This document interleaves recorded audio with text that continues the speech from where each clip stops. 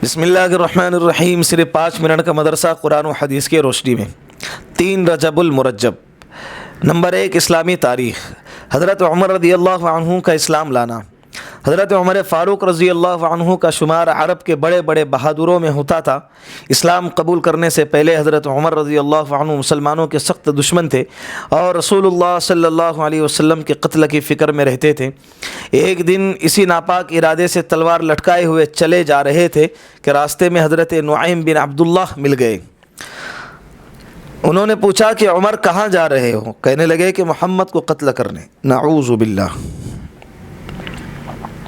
उन्होंने कहा कि पहले अपने घर की तो खबर ले लो, तेरी बहन और बहनबी दोनों मुसलमान हो चुके हैं। ये सुनना था कि हज़रत उमर रज़ी अल्लाह अन्हु गुस्से से भर गए और सीधे बहन के घर गए और दोनों को खूब मारा, यहाँ तक कि बहन खून से लहूलुहान हो गई।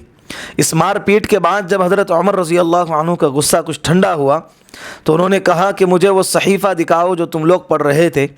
बहन ने कहा कि तुम नापाक हो, गुस्ल किए बग़ैर इसको हाथ नहीं लगा सकते।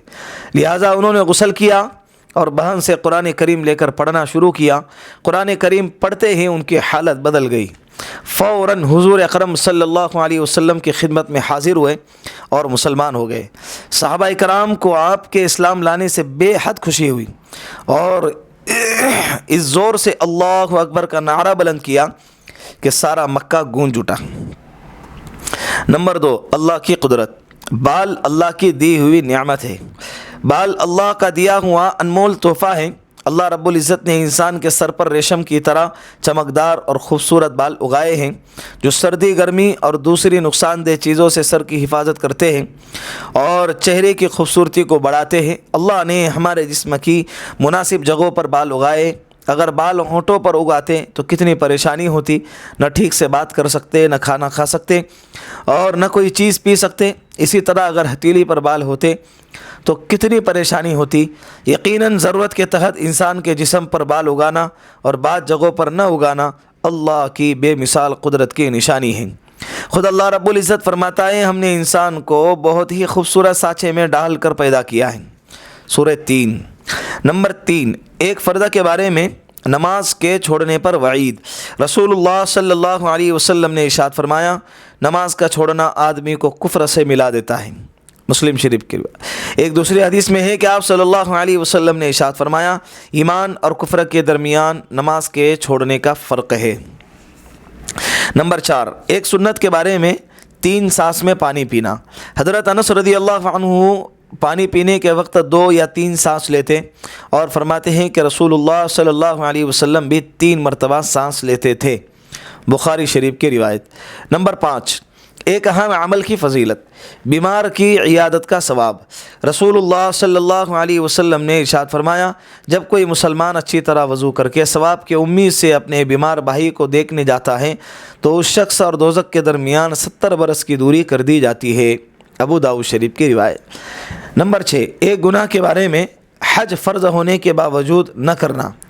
रसूलुल्लाह सल्लल्लाहु अलैहि वसल्लम ने इरशाद फरमाया, जिस आदमी के पास सवारी और ख़र्चा इतना हो कि वह आराम से बैतुल्लाह तक पहुँच सकता हो फिर भी हज न करे तो कोई फ़र्क नहीं कि वो यहूदी होकर या फिर नसरानी होकर मरे। तिरमिज़ी शरीफ की रिवायत। नंबर 7, दुनिया के बारे में। दुनिया आखिरत का ज़रिया है।